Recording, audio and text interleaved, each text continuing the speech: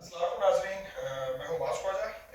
آج ہم نے جو بک سلیکٹ کی ہے ریویو کے لیے وہ ہے دینیات، اور اس کو لکھا ہے سید ابو اعلیٰ مودودی رحمۃ اللہ علیہ نے، اور انہوں نے جس خوبصورتی سے اس بک کی ترتیب دی ہے، لکھا ہے، مجھے ایسا محسوس ہو رہا ہے جیسے فرسٹ کلاس سے 10th کلاس تک جتنی بھی اسلامیات میں نے پڑھی تھی اسکول میں، سب کی سب ادھر سمرائز ہو گئی ہے۔ اور اس کے کچھ جو اہم باب ہیں جس کو ہم باری باری ڈسکس بھی کریں گے، انہوں نے مینشن کیا کہ اسلام کیا ہے، ایمان کیا ہے، ایمان مفصل، ایمان کے جو ستون کون سے ہیں، عبادات، اسلام کے ارکان، شریعت اور اس دین، اور آخر میں شریعت کے کچھ احکامات۔ تو باری باری ہم اس کے اندر سے جو اہم ٹاپکس کو نکال کے ہم ڈسکس کرتے ہیں۔ ہاں، تو اسلام کیا ہے؟ اس بک میں انہوں نے مینشن کیا ہے کہ اسلام کے معنی عربی زبان میں اطاعت و فرما برداری کے ہیں، یعنی کسی کا حکم ماننا، کسی کی فرما برداری کرنا، کسی کی پیروی کرنا یا اطاعت کرنا۔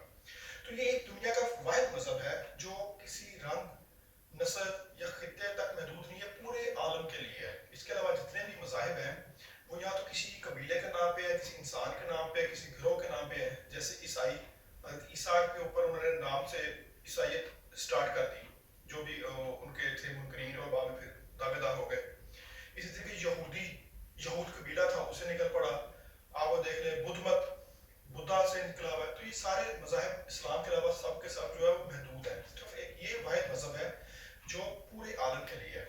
اور اب آتے اس کے لفظی مطلب، جو ہم نے کہا کہ اطاعت و فرما برداری، یعنی کس کی اطاعت و فرما برداری؟ اللہ تعالیٰ کی، کہ اللہ تعالیٰ نے جو ہمیں حکم دیا ہے، اللہ تعالیٰ نے جو ہمیں قرآن پاک میں اور اپنی کتابوں میں احکامات ہمارے لیے جاری کیا، ان کو ماننا، ان کو پیروی کرنا، اس پہ عمل کرنا۔ اچھا، مزے کی چیز جو انہوں نے بڑی پیاری خوبصورتی سے مینشن کیا کہ کائنات کی ہر چیز اللہ تعالیٰ کے حکم کے مطابق چل رہی ہے۔ یہ زمین اللہ کے حکم سے سورج سے گر چکر لگا رہی ہے، جو اس کے علاوہ باقی جو ہے پلانٹس، مرکری، وینس، ارتھ، مارس، جوپیٹر، سیٹرن، یورینس، نیپچون، یہ سارے اللہ کے حکم سے خاص مقدار میں، خاص دائرے میں چل رہی ہیں۔ سورج جو ہے اللہ کے حکم سے وہ تپش دے رہا ہے، بارش اللہ کے حکم سے ہوتی ہے، یہاں تک کہ کوئی پتا یہاں پہ اللہ کے حکم بغیر نہیں ملتا۔ جتنی ہوائیں آتی ہیں، جتنی آندھی آتی ہیں، جتنے زلزلے آتے ہیں، سارے اللہ کے حکم سے آ رہے ہیں۔ صرف ایک تخلیق ایسی ہے جس کو اللہ تعالیٰ نے سوچنے سمجھ کی وسعت دی، وہ انسان، اور انسان نے اپنی سوچ کا غلط استعمال کیا اور اللہ تعالیٰ کے حکم کو ماننے سے وہ ساری اس نے تبدیلیاں بھی کرنے کی کوشش کی، اور کیا کہہ لیں کہ رستے سے ہٹ بھی گیا۔ تو اگر آپ سوچیں، اس بک میں انہوں نے جو مینشن کیا ہے کہ اسلام کو پہ چلنے والا، یعنی اس حکم کو ماننے والا مسلم کہلاتا ہے۔ تو جب ساری دنیا، ساری کائنات، ایک ایک جو یہاں کی تخلیق ہے وہ اللہ کے حکم سے چل رہی، تو سب کی سب کیا ہوئی؟ مسلم ہوئی۔ تو کیسے بدبخت ہے وہ کفر کرنے والے یا کافر جو انکار کرتے ہیں اللہ تعالیٰ کی آیات کا، کہ ان کے ارد گرد جو کچھ ہو رہا ہے وہ اللہ کے حکم سے ہو رہا ہے، صرف آپ ہی ان کا حکم نہیں مان رہے۔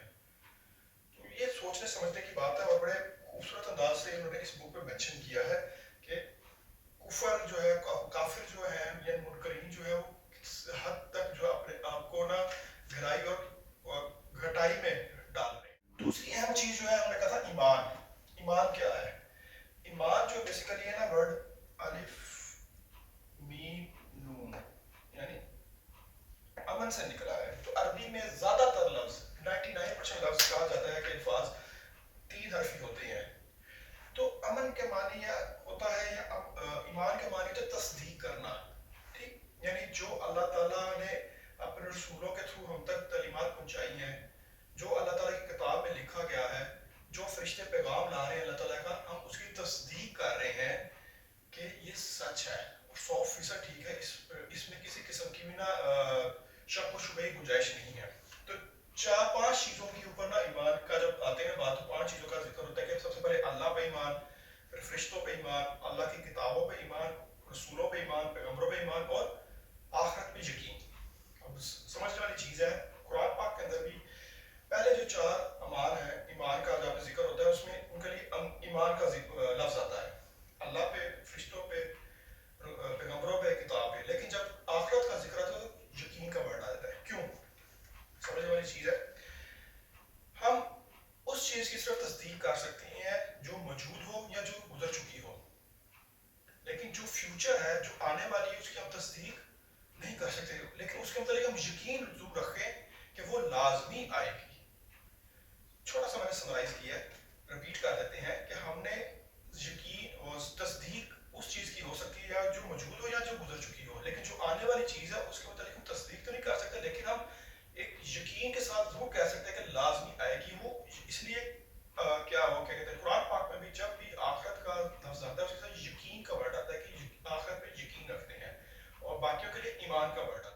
تیسرا اہم ٹاپک جو کہ بڑا ہی اہم ہے وہ ہے ختم نبوت پر دلائل.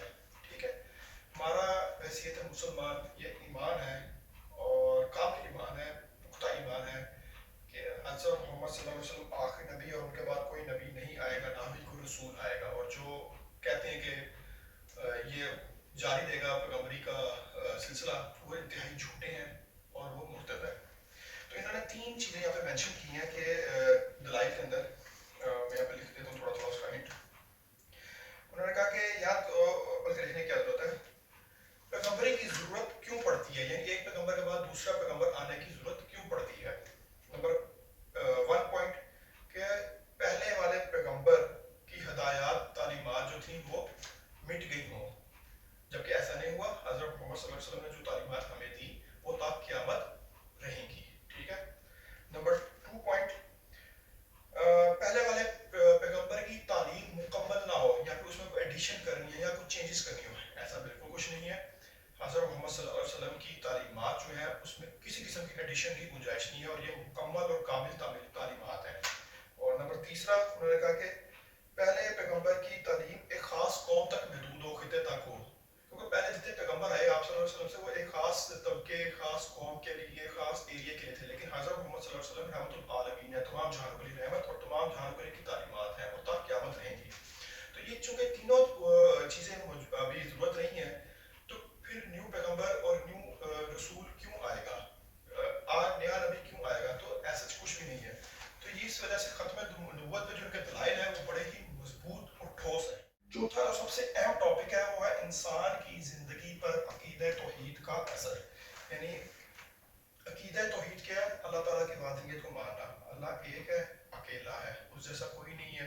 کل قل احد اللہ الصمد لم یلد ولم یولد ولم یکن له کفوا احد, یہ ہے ہمارا عقیدہ توحید. تو جب انسان عقیدہ توحید کو دل سے تسلیم کر لیتا ہے تو اس کے کیا اثرات آتے ہیں. 9 پوائنٹس مینشن کیے جو بڑے اہم ہے. پہلا پوائنٹ انہوں نے کہا کہ اس کلمے پر ایمان رکھنے والا کبھی تنگ نظر نہیں رہتا. نمبر 2, یہ کلمہ انسان میں انتہا درجے کی خودداری اور عزت نفس پیدا کر دیتا ہے.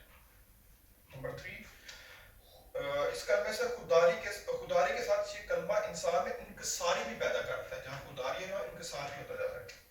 نمبر 4, اس کلمے پر اعتقاد رکھنے والا اچھی طرح سمجھتا ہے کہ نفس کی پاکیزگی اور عمل کی نیکی کے سوا اس کے لیے نجات و فلاح کا کوئی اور ذریعہ نہیں ہے.